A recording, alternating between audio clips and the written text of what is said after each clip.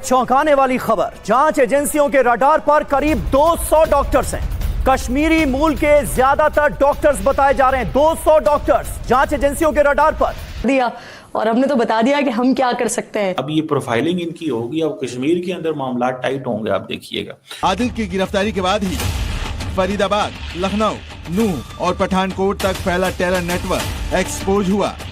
वहीं सुरक्षा एजेंसियों के निशाने पर आदिल का भाई मुजफ्फर भी आ गया है। 200 डॉक्टर हैं, ज्यादातर डॉक्टर कश्मीर मूल के हैं और उत्तर प्रदेश के भी बहुत सारे डॉक्टर इसमें शामिल हैं जिनसे अब पूछताछ की जा रही है।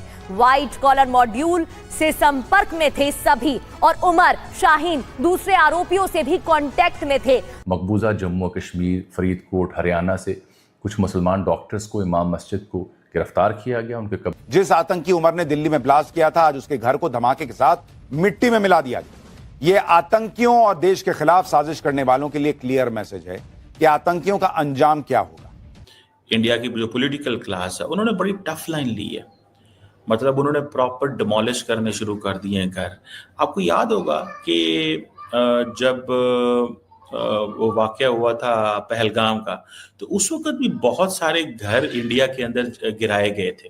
आतंकी उमर, मुजम्मिल और शाहीन तुर्की और पाकिस्तान के हैंडलर के संपर्क में थे। अब यह साफ हो रहा है, पुलिस के हाथ वो सीक्रेट ऐप लग गया है जिससे सभी आतंकी कनेक्टेड। इंडिया के अंदर ही जो फ्रैक्चर्स आ रहे हैं, जिस तरीके से मुसलमानों के साथ ये कर रहे हैं, अभी जो जिस तरह हरियाणा में फरीदाबाद में जो डॉक्टर्स पकड़े हैं उन्होंने, या जम्मू एंड कश्मीर में पकड़े हैं, तो आप देखें 20 करोड़ मुसलमान है तो उनके तरफ से तो रिएक्शन आएगा।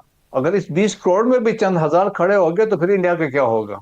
नमस्कार दोस्तों, स्वागत है आपका भारत नाउ में। दोस्तों, दिल्ली हमले के बाद जांच एजेंसियां काफी ज्यादा हाई अलर्ट पर है, काफी ज्यादा अरेस्ट किए जा रहे हैं। बट जो सबसे पहला आतंकी गिरफ्तार हुआ था आदिल, भारत सरकार ने यहाँ पर उसकी खूब खातिरदारी की, जेल के अंदर उसकी ठुकाई तुड़ाई हर एक चीज की गई और उसके बाद कई सारे गद्दारों के नाम सामने आए। लेटेस्ट न्यूज में ये पता चला है कि तकरीबन 200 डॉक्टर्स ऐसे हैं जिनकी जांच एजेंसियां जो है पूछताछ करेगी। इनमें से कई डॉक्टर्स ऐसे हैं जो हाल फिलहाल में लापता है, पर जांच एजेंसियां उनको किसी भी तरह से ढूंढ निकालेगी। इसके अलावा जो आतंकी उमर था उसके घर को भी उड़ा दिया गया। अब ये न्यूज जब पाकिस्तान के अंदर पहुंची तो पाकिस्तानी मीडिया ने यहाँ पर एक नैरेटिव बिल्ड करने की कोशिश की कि देखो भारत के अंदर जो माइनॉरिटीज है उनके ऊपर किस तरह से जुल्म किया जा रहा है। यहाँ पर पाकिस्तानी मीडिया पोर्ट्रे करने की कोशिश कर रही है कि जितने भी आतंकी पकड़े जा रहे हैं वो बेचारे जम्मू कश्मीर के मासूम डॉक्टर्स थे, जबकि हकीकत ये है कि ये पूरा एक नेक्सस था जो कि एक बड़ी प्लानिंग कर रहा था भारत के खिलाफ। बट यहाँ पर बातें की जा रही है कि भारत सरकार ने इस चीज के ऊपर गौर करना चाहिए कि इन लोगों को किस तरह से भारत सरकार डी रेडिकलाइज करे, जबकि ये जितने भी आतंकी है ये इतने ज्यादा ब्रेन वॉश हो चुके हैं कि ये किसी भी हद तक जा सकते हैं। सुरक्षा बलों ने उसके घर को ब्लास्ट से उड़ा दिया। एक धमाके के साथ डॉक्टर उमर का घर कैसे मलबे में बदल दिया गया, देखिए। They need to engage with the Kashmiri youth, मेरी असेसमेंट ये है। बट अगर ये एंगेज नहीं करते और समझते हैं कि हम इनको ताकत से खत्म कर देंगे और हम इनके कोई पॉलिटिकल राइट्स नहीं मानते, देन डेफिनेटली वो एक चीज दबी रहेगी, लेकिन वो फिर एक वक्त आएगा वो फिर ऊपर आती है। ठीक है। पुलवामा के कोयल गांव में जो डॉक्टर उमर का घर था उसे किस तरीके से डिमोलिश किया गया है। यहाँ पे जो लोग हैं वो बता रहे हैं कि रात के अंधेरे में इस घर में एक बड़ा एक धमाका हुआ और उसकी वजह से जो है ये पूरा घर जो है डिमोलिश हुआ है। मामलात किस तरफ जाते हैं, देखें मोदी का जो टेम्परामेंट है वो सारी दुनिया को पता है। बार बार जो उसको तशबीह दी जाती है कि हिटलर से, देखें एक आरएसएस की आइडियोलॉजी है और उस आइडियोलॉजी पे वो आज भी कारबंद है, वो उसी पे जो है ना चीज़ पे चल रहे हैं। देखें इतनी बड़ी हजीमत वो इतनी आसानी से बर्दाश्त नहीं करेंगे। देखें आपने 6 दिन की चले उनके साथ एक जंग लड़ ली, 6 तैयारे गिरा लिए, मगर उसके बाद वो रुके तो नहीं है। आज भी अगर देखें टेररिज्म बलूचिस्तान में ऑल टाइम हाई है। सितंबर अगर का महीना लॉसेस के लिहाज से देखें, हमारे जितने जवानान तो शहीद हुए ही हुए हैं, हमारे ऑफिसर केडर में से इतने ज़्यादा बंदे शहीद हुए हैं जिसकी मिसाल माजी में नहीं मिलती। और मैं तो योगी बाबा से ये भी बोलूंगा कि नहीं, इसका भी उड़ाओ शाहीन का घर। हाँ, ये बहुत, उसका तो बहुत जरूरी है सर, क्योंकि घर में 2 आतंकी थे। हाँ, उसको शाहीन का भी घर उड़ाओ और ये जितने हैं सबका घर उड़ाओ। ये पाकिस्तान का मेंशन नहीं है, क्रॉस बॉर्डर टेररिज्म का मेंशन नहीं है, किसी पाकिस्तानी ऑर्गेनाइजेशन के आगे उन्होंने ये कहा है जी कि ये जैश ए मोहम्मद के डॉक्टर में डूल हैं। मतलब उससे लिंक करें पाकिस्तान के साथ इस अंदाज से कि जी ये डॉक्टर मेडूल है, ठीक है जी, ये क्या है, डॉक्टर मेडूल है, लेकिन इन रियलिटी क्या होगा कि वो जो कश्मीर के अंदर लोग हैं उनको ये टाइट करेंगे। तो वहां पे एक स्ट्रगल है और वहां पे वो draconian loss already in place है, तो वहां पे जो मुस्लिम्स हैं या क्रिश्चियंस हैं उनके लिए बहुत मुश्किलात हैं।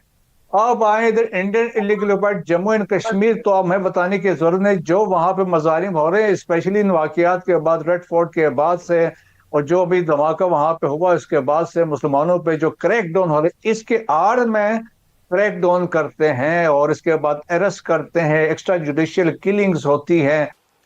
आपको अगर आतंकियों को रोकना है तो आपको रशिया की मेथोडोलॉजी इस्तेमाल करनी पड़ेगी, उसके बिना नहीं रुकने ये। कि हम कहें कि जी इंडिया टूट जाएगा, देखें दोनों न्यूक्लियर स्टेट्स हैं, दोनों के इंटरेस्ट में नहीं है लड़ाई इस वक्त। देखें पाकिस्तान जिस स्टेज पे खड़ा है, पाकिस्तान देखें अपने इकोनॉमिक शेकल्स तोड़ने की पोजीशन में आना चाहिए। देखें अगर हम एक जंग में पड़ जाते हैं तो जंग की इकोनॉमिक कॉस्ट भी, और इकोनॉमिक कॉस्ट हमें वहां धकेल के ले जाएगी जहां से दोबारा उठना हमारा इशूज है। अगर इकोनॉमिक नंबर्स अभी आगे प्रोग्राम में डिस्कस करेंगे वो कोई इतने हेल्दी नहीं है कि ये अब एक इंडियन जो मुस्लिम मिडिल क्लास है कश्मीर के अंदर, जो पढ़े लिखे लोग हैं, अगर तो वो इन चीज़ों में इन्वॉल्व हो गए हैं तो that is a dangerous trend, फिर उनके लिए मुश्किलात पैदा हो जाएंगी। ये जो ओवरऑल अब भारत के अंदर चल रहा है मुसलमानों के खिलाफ जो इस्लामिक फोबिया है, उसका पाकिस्तान के ऊपर क्या इम्पैक्ट पड़ेगा? देखें जो पहली बात है, जो सिस्टमेटिक या इंस्टीट्यूशनलाइज जो एक इस्लामोफोबिया या जो नफ़रत है मुसलमानों के ख़िलाफ़, ये आज से नहीं है। मोदी का अगर आप राइज़ देख लें, मोदी का राइज़ ही इसी वजह से है कि वो उन्होंने मुसलमानों को ऐसे पोर्ट्रे किया कि वो दहशतगर्द हैं। उन्होंने हिंदुस्तान में जो हिंदुओं के ऊपर जिस तरह से हुकूमत की है, किस तरह से उनके ऊपर मजालिम ढाए थे, और अब जो है ये अपनी हिंदू जो आइडेंटिटी है और जो हिंदुत्व है उसका जो प्रचार है वो पूरे भारत में नहीं, सिर्फ अखंड भारत का जो है वो उनका एक उसमें लेकर जाएंगे। बिहार के इलेक्शन में गैर मामूली जीत मिली है नरेंद्र मोदी को। बीबीसी ने एक सुर्खी लगाई कि गैर मामूली जीत ने नरेंद्र मोदी को इंडिया का सबसे ताकतवर रहनुमा बना दिया। हम बिहार इलेक्शन के बारे में ये राय दे रहे थे कि बिहार इलेक्शन ये फैसला करेगा कि क्या नरेंद्र मोदी और बीजेपी की जो हार्डलाइन सियासत है, फनेटिक सियासत है, पुरतशद्दुद सियासत है, हिंदुत्व ड्रिवन सियासत है, एंटी मुस्लिम सियासत है, या तो उसका खात्मा होने जा रहा है या वो तगड़ी हो जाएगी। तो तज्जिया निगारों की राय के बरअक्स नरेंद्र मोदी का जो बयानिया है पाकिस्तान मुखालिफ, इंडिया को डील करने का तरीक़ाकार, वो इंडिया में बिहार की रियासत के चुनाव में कामयाब हुआ।